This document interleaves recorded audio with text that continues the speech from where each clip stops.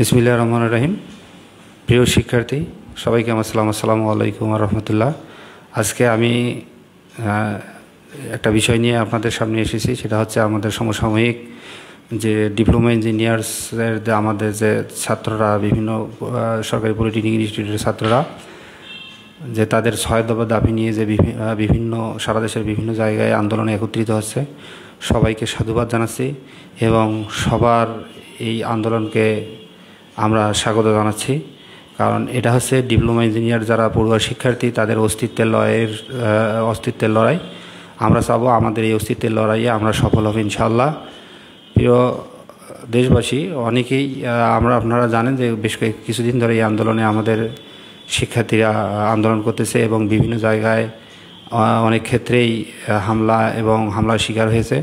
আমরা চাবো যে তারা যাতে তাদের যে শান্তিপূর্ণ আন্দোলন এটা অব্যাহত রাখতে পারে, কোনো প্রকার হামলা যাতে তাদের উপর না হয় সে আশাবাদ ব্যক্ত রাখবো। এই বিষয়ে সরকার অবশ্যই যথাযথ পদক্ষেপ গ্রহণ করবে। এখানে একটা বিষয় ক্লিয়ার করতে আসছি, আমরা আসলে অনেক রেপুটেড ইউনিভার্সিটি থেকে বিভিন্ন ছাত্ররা তাদের কর্মসূচিতে আসলে বিভিন্ন বিষয় নিয়ে কথা বলতেছে এবং ডিপ্লোমা ইঞ্জিনিয়ারদের তাদের পোস্ট নিয়ে কথা বলতেছে। আসলে বিষয়টা হয়তো তারা ক্লিয়ার কিনা কতটুকু জানি না। আসলে এটা হচ্ছে কারিগরি শিক্ষার উন্নয়নে এই দশম গ্রেডটা আসলে রাখা হয়েছিল যাতে শিক্ষার্থীরা যাতে এটাতে আগ্রহ পায়। এখন আমরা লক্ষ্য করতেছি যে অনেক ভার্সিটি পড়ুয়া, বিএসসি এবং এমএসসি করা ছাত্ররা তারাও এটা চাচ্ছে। এটা আসলে বাংলাদেশের জন্য হতাশাজনক। কারণ বিসি পাশ করে উপসহকারী প্রকৌশলী পদে চাকরির জন্য পরীক্ষা বা এক্সাম দেওয়ার অনুমতি চাওয়া, এটা আসলেই আমাদের দেশের জন্য হতাশাজনক। কারণ আমরা বাঙালি সবসময় দেখি আমরা আসলে পিছনে দিকেই তাকার চেষ্টা করি, সামনে অগ্রসর হওয়ার জন্য চিন্তা থাকে না। আমাদের এই ভার্সিটিগুলোতে এত ধরনের সুযোগ সুবিধা গভর্নমেন্ট দিয়ে দিয়েছে যে তারা রিসার্চ করবে, গবেষণা করবে, চায়না এবং আমেরিকার মতো প্রযুক্তি খাতে উন্নয়ন সাধন করবে। এটা হচ্ছে আমাদের চাওয়া। আপনারা চিন্তা করবেন কিভাবে ইলন মাস্ক, বিল গেটস হবেন। আপনারা চিন্তা করেন এখন কিভাবে আপনারা উপসহকারী দশম গ্রেড পদে চাকরি পাবেন, সেটা নিয়ে চিন্তা করেন। তাহলে এটা আসলে আমাদের জন্য হতাশাজনক। আমি যথাযথ সম্মান রেখে ভাইদের বলতেছি, আপনারা বিষয়টা বুঝেন যে আমাদের এই কমলমতি শিক্ষার্থীরা কি চাচ্ছে। এখানে আপনাদের প্রতিদ্বন্দ্বী না, আমাদের শিক্ষার্থী যারা আছে তারা আপনাদের প্রতিদ্বন্দ্বী না, আপনাদের ছোট ভাই। তারা চাচ্ছে যে আসলে ইন্টার পাস করে একজন যদি ডিপ্লোমা পাস 4 বছরের একটা কোর্সের শিক্ষক হয়, তাদের কাছ থেকে তারা কতটুকু ফিডব্যাক পাবে। এখন আমি ডিপ্লোমা পাস করে যদি আমি আপনাদের ভার্সিটিতে শিক্ষক হইতে চাই, ল্যাব অ্যাসিস্ট্যান্ট পদে যোগ আপনারা কি সেটাকে সাদরে গ্রহণ করবেন কিনা প্রশ্ন আপনাদেরকে আমি প্রশ্নটা রাখলাম। আর আমরা বলবো যে আমাদের যে বিভিন্ন ইউনিভার্সিটিগুলোতে আছে তাদেরকে বলবো আপনারা এই বিষয়টা নিয়ে আমাদের এই ডিপ্লোমা ইঞ্জিনিয়ার্সদের শিক্ষার্থী আছে তাদের সাথে অবশ্যই বিষয়টা বুঝে শুনে পর্যবেক্ষণ করে দেখবেন, তাদের সাথে কোনো ধরনের দ্বন্দ্বে জড়াবেন না।